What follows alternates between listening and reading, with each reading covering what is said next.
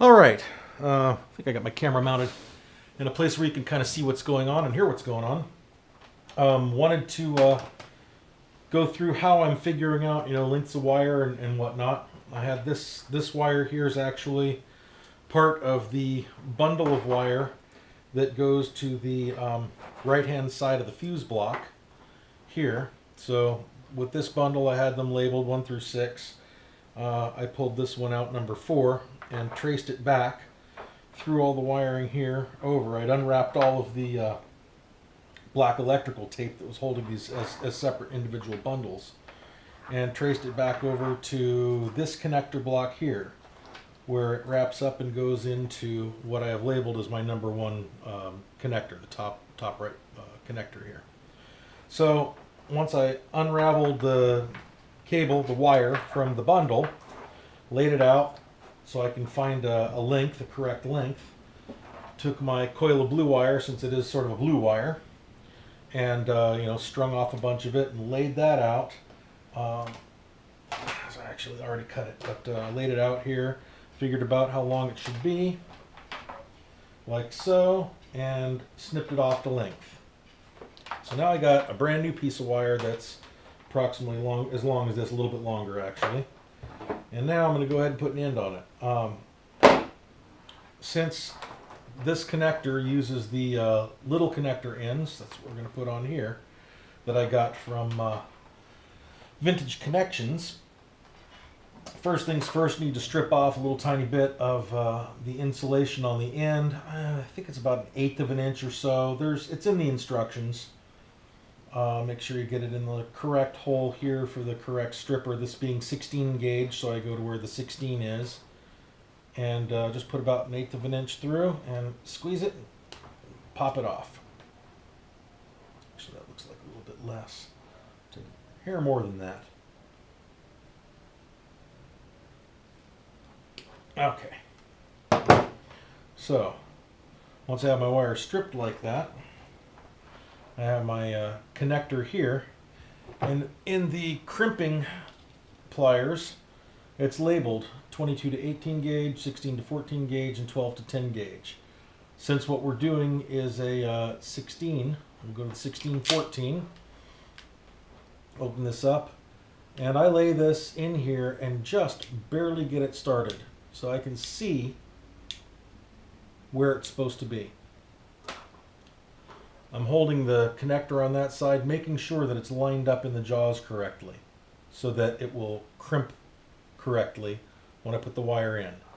I insert the wire, I know it's probably kind of difficult to see here, insert the wire so that the secondary section, I'll show this from a different angle. So the secondary section where the sheathing is will crimp on that, and the primary will crimp on the wire itself.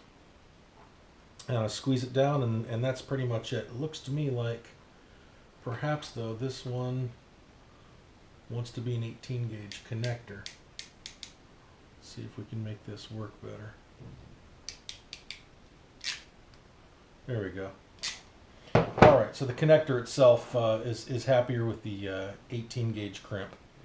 But you can see how it's now professionally crimped. When you're putting these ends on, I'll get another one so I can show you.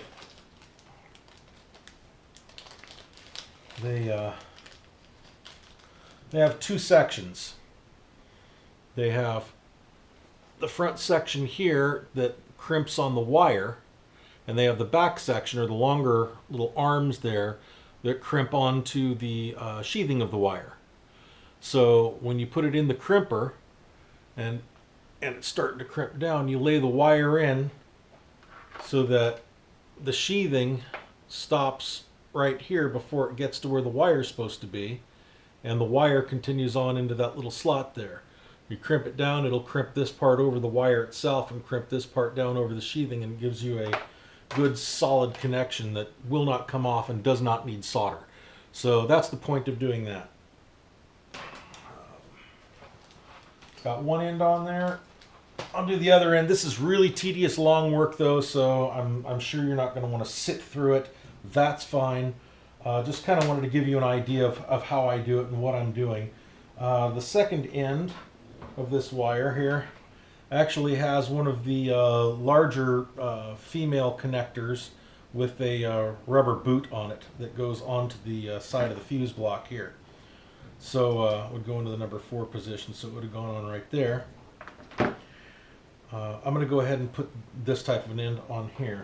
And then I'm going to mark and label this wire as to what it is and where it goes with a Sharpie. And I'm either writing right on the wire itself, or like you can see here, I'm writing on the ends, you know, the plastic sheathing. And it keeps everything clear, makes it easy to figure out where it's all supposed to go. And will make it easier to put all back together the way it should be when the time comes to wrap all the individual wires together into a harness. Got my packet of clear sleeves. Clear sleeve, always put your clear sleeve on first. Don't forget to do that, because you will not be able to put it on once you have the end crimped on here. Probably should have stripped it first, but that's okay. Doesn't matter either way. There we go. Got the end stripped. Got the sheath on there. Let's get which one am I using? This one right here. I already got it out.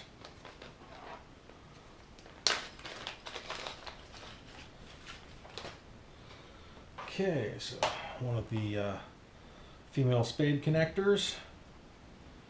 And we'll go ahead and get it started in here.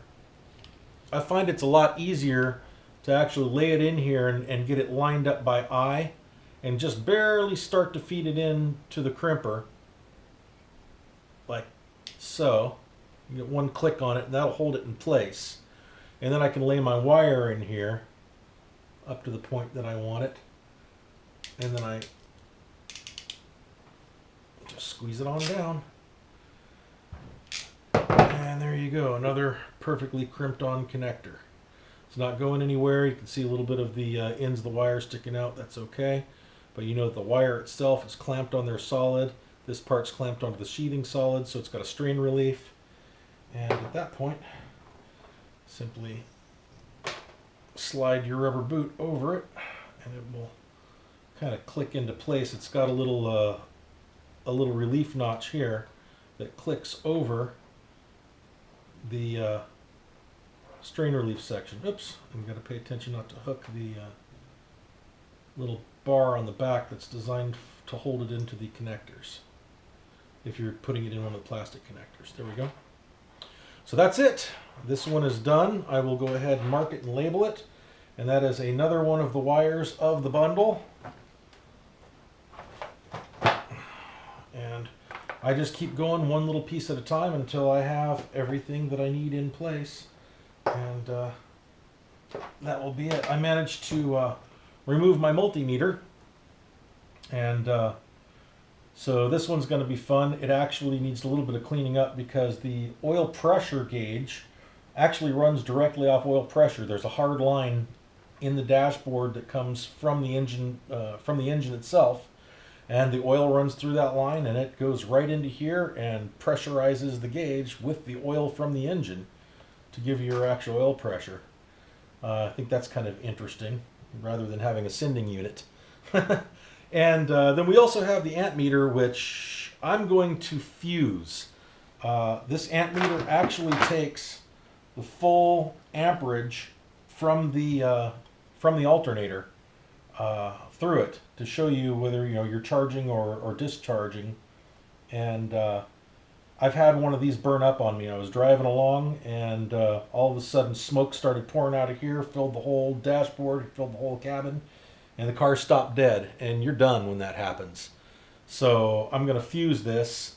There's probably, I forget where I saw it. I know it's online somewhere where they talk about putting like a 30 amp fuse in line with the amp meter in the engine compartment, just to clamp in, one of those 30 amp heavy duty fuses to keep that from ever happening. Anyway, enough about that. I'm going to continue figuring out which wires go where and making my wires so that I can continue building my wiring harness bundle. hopefully next time I come back, I'll have a whole bunch of this already done, laid out, ready to go, and I'll start putting it, bundling it up and putting it in the split tubing, and we'll get it clean, get it installed in the dashboard, and get back on to putting the dashboard back in the car. Until next time, take care, YouTubers.